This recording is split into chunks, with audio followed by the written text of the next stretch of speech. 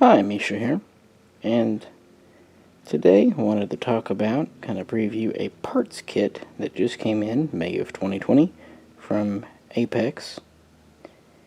And this is one that I've mentioned in videos that I'd really like to have, but the kits have not really been available. This is an Italian Beretta AR70-90, which has been the standard issue assault rifle in the Italian military from the early 1990s until it's been replaced, at least in most part, by the ARX 160, although some are still in reserve, second-line units even today.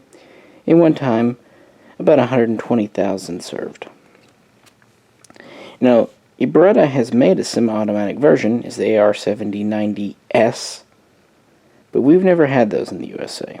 We did get the one here, the AR70S, the AR70-223.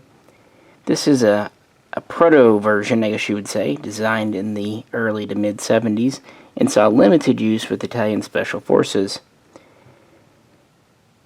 And the 7090 is kind of an upgraded, modernized version.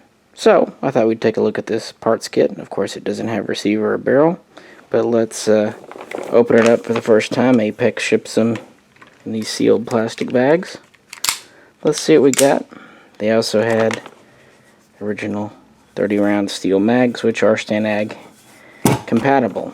So, yeah, why don't we get to it? Alright, so opening up the outer plastic bag, we get access to the complete lower assembly and the handguard. The barrel hardware and the other internals for the upper are in more plastic that we'll open in a minute. I went ahead and put the mag in the magwa just to show you the lower is totally uncut with a 3-position selector, safe, semi-full. And if you look at the AR70, the buttstocks, especially the sling swivels, look very similar. The pistol grips are quite similar. The lowers are different, especially because the AR70 takes its own type of mags that are rock and lock, and so it has this type of mag release. The 7090, of course, has more of a AR style. Flip it over.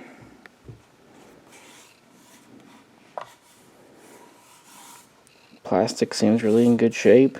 There's a small storage compartment in the pistol grip here.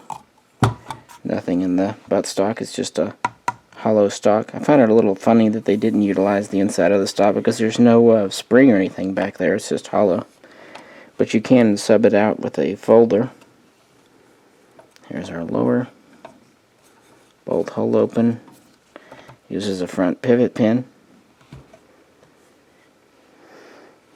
So the lower, to make it into a semi-auto, should be pretty easy. Just basically block the trigger grip off to not go full auto. One nice thing about this design, unlike the AR, for one, you can have the safety on either way, but another, it has a out-of-battery safety system, which means even when you pull the trigger, when the upper and lower are split, because there's not pressure on this part here, you aren't going to accidentally let your hammer go flying forward and potentially damaging parts. The trigger guard also hinges down for use with winter mittens. So yeah, pretty standard. Here again is the AR70. So the lowers, while they're not interchangeable, definitely have a common ancestor. As for the handguard, it's a single piece here, open topped. It clips onto the barrel and goes in the back of the receiver. It's kind of round. This is similar design to the 70, but the 70s is more of a triangular shape and a two-piece design, although it still does have the open top.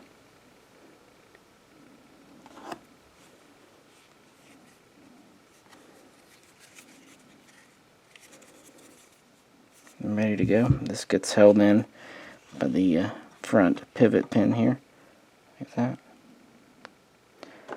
So let's open up the other bags. I left a few small things in the bag just not to lose them, but here are your major components. Here we have the flip rear sight,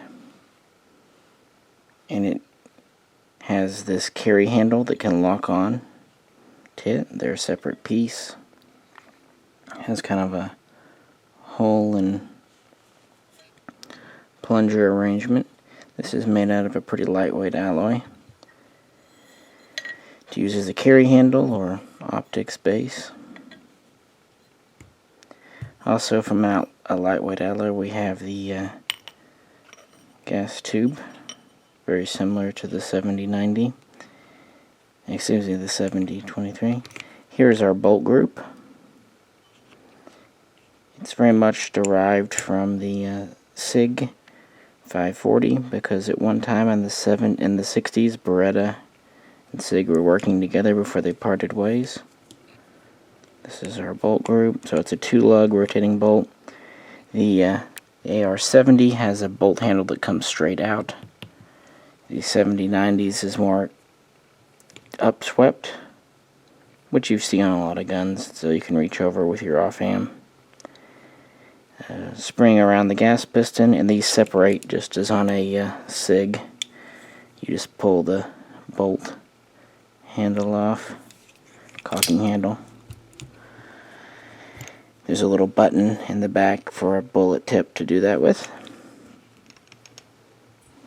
And here's our front sight assembly with a folding grenade sight. Very similar pattern to that of the 70.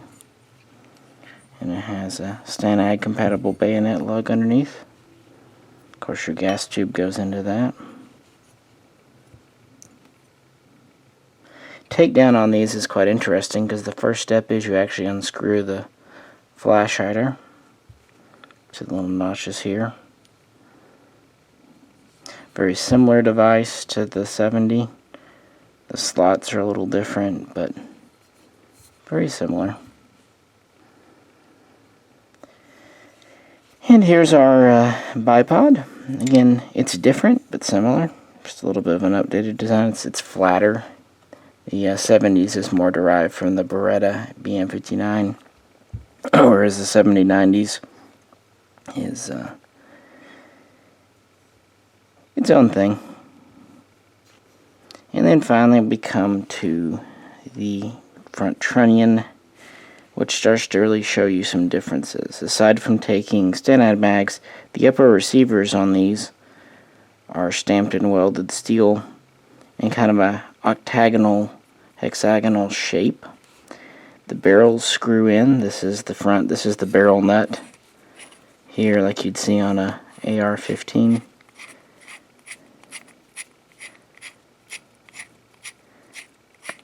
The barrel just presses in. Come on, you can tell there's a lot of threads.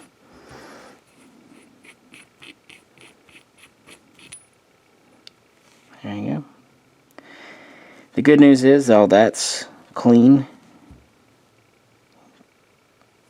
and the bolt will lock in up here. This is uncut where your bolt locks in. The bad news is Apex says the ATF made the importer take off the lower part of the ears, the interface. That's how the lower would pin through. The pin would go through, so we'll have to restore that, weld those back on. Shouldn't be too big of a deal, but we'll see. Luckily it's not a direct load bearing part, and luckily the barrel threads and all that are still intact. So what we'll have to do for this is fix the rear part of the bottom part of the trunnion, make or find an octagonal upper receiver, and of course do a barrel. But luckily, this being 223, finding barrel blanks in America is not exactly difficult to do. And to wrap things up with that, I'd kind of arrange it in a constructed-esque pattern, kind of a layout. I always like doing this when I sell parts kits online too, just to show what is and isn't there and kind of give an idea of the rough shape of the rifle. you know, from looking at this, it doesn't look too bad. Really just need the upper receiver and the barrel. The reason the upper is the registered part, the gun part, is simple. That's how most guns are. Typically the lower is not the gun part. The AR is actually quite unique in that is the serialized part. But most other guns, especially like the SIG pattern and whatnot, it will be the upper. And that's okay because we have the front trunnion with barrel threads, barrel collar. So we just need to get a piece of stamped steel because all it really does is kind of hold everything together, guide the bolt. Condition of the kit seems quite nice, just minor wear. As far as I know, these were pretty much, the majority at least, were made for the Italian military, the Army, the Navy, the Air Force. It wasn't a major export for them. And these came out of Italy. So it will be an interesting and hopefully fun build. And this will kind of fill a hole in my Italian collection, kind of like how the Set Me L filled a hole in my Spanish. I really do like imports when possible, but when there's literally no option, a kit build is a kit build, and this one should be interesting to do. Kind of funny story, before Apex released these, the retail price on them is $3.99. Just not even the weekend before they released these, there was a kit on Gunbroker. And when I looked, it had a bid of about $1,300, and I was kind of tempted, but I didn't. And boy, howdy, I'm sure glad I didn't, because, yeah, $400, get a receiver, who knows what that's going to cost, get a barrel, that's a couple $100. You can build one up for $1,000 to $1,500, depending on how it goes. That's okay, but to pay $13 for the kit and then have to do it on top, you'd be closer to $2,000. I'm not that interested, as cool as they are. But yeah, the big differences are the hexagonal, octagonal upper receiver, and the fact that it's STANAG compatible, and of course this removable carry handle sighting system. Those are the big differences between the AR70 and the AR70-90. So who knows how long it'll be, but eventually we'll be doing a range review once this is up and running. So tune in whenever that might happen.